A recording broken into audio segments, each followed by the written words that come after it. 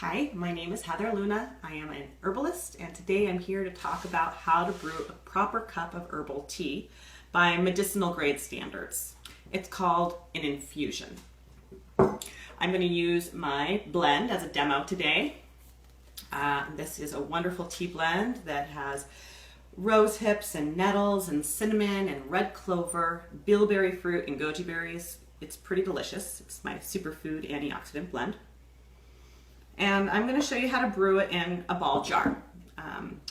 And there's a couple different methods for brewing infusions, but this is the most traditional way. I've been doing this method for about 15 years.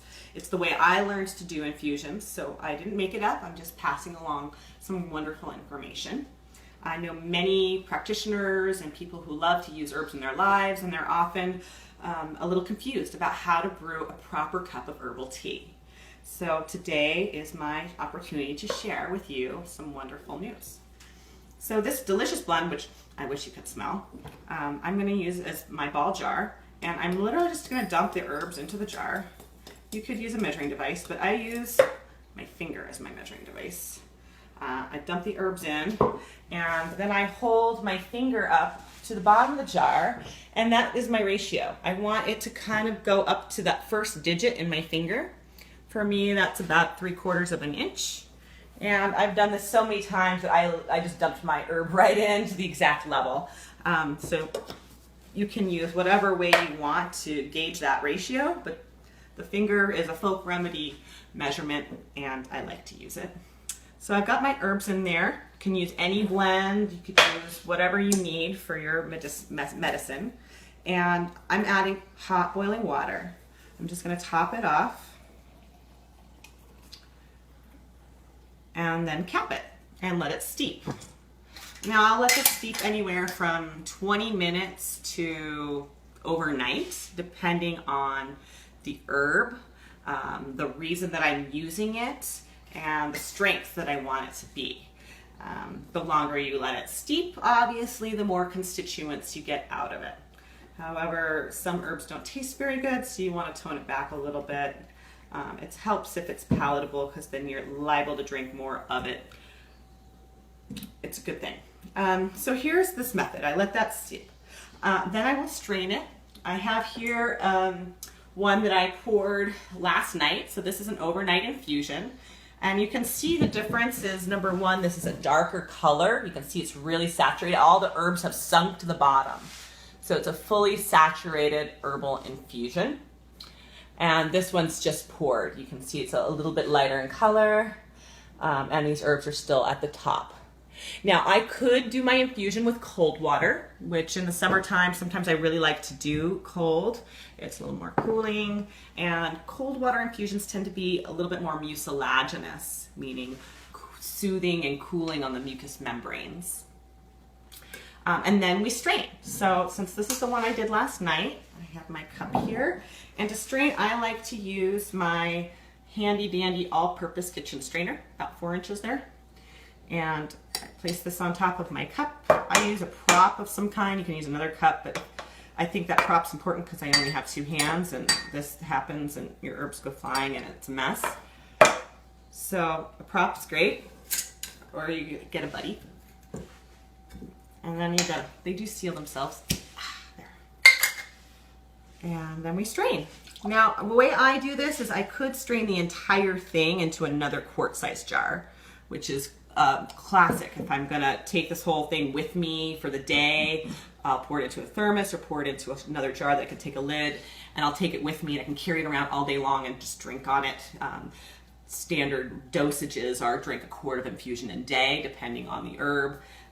So that's how I would do that if I were going to be away all day. But when I'm home, I only strain as much as I'm going to drink in that moment. So I've just strained 1 cup. I'm going to drink 1 cup now, and then I'll probably drink another cup later in the afternoon. So I will continue to let this infuse until I'm ready for that second cup. Now I could take this whole jar and stick it in the refrigerator and strain it later. It will keep up to 24 hours maximum with the herb in it. But if I strain it out, I can store it in the fridge for a few days, and it'll last up to a week maybe. And when I pull it out of the fridge to reuse it, I often will bring it to a boil on the stove to kill any bacteria if it's been sitting in the fridge for a few days. So that is the true traditional way to brew an herbal infusion. You certainly get all the medicine out of it, and you get all the flavor out of it too. And this is a delicious blend. It's very thick, full-bodied. It doesn't just have like water with color and flavor to it. You can really taste the herbs in there. It's a full strength blend. The other way that I like to brew tea if I'm on the go, if say I've got this jar and I got to run out the door, I don't have time to strain it, I don't have time to wait for it. I've been a single mom on the go for a lot of my life, so I've learned to sort of get creative with my brewing methods. So I found these nifty little tea sacks, and this, I just take one out. This is the number 3 size, which is a larger size. I kind of like that myself. Just found what works over the years. And I'll take my same tea blend. It's 1 spoonful.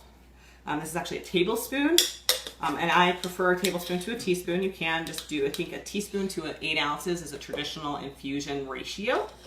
But I like for this nutritives, these are kind of herbs that are just, you can use a lot of them and steep them for a long time. They really only get better when you use more. So I did 1 spoonful in my little tea sack, and then these things don't seal very well. What I've learned to do is kind of twist them up, and then I can, because they're long and large, I can tie a little knot like that.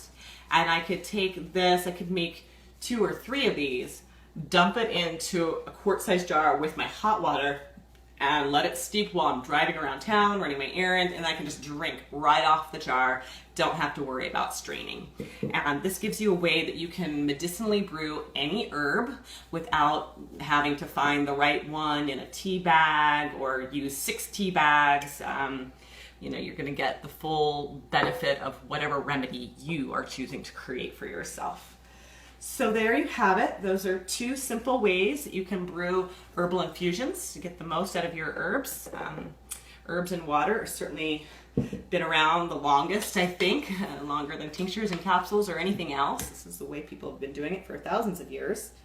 And there are other methods, but this is the one that I like to use.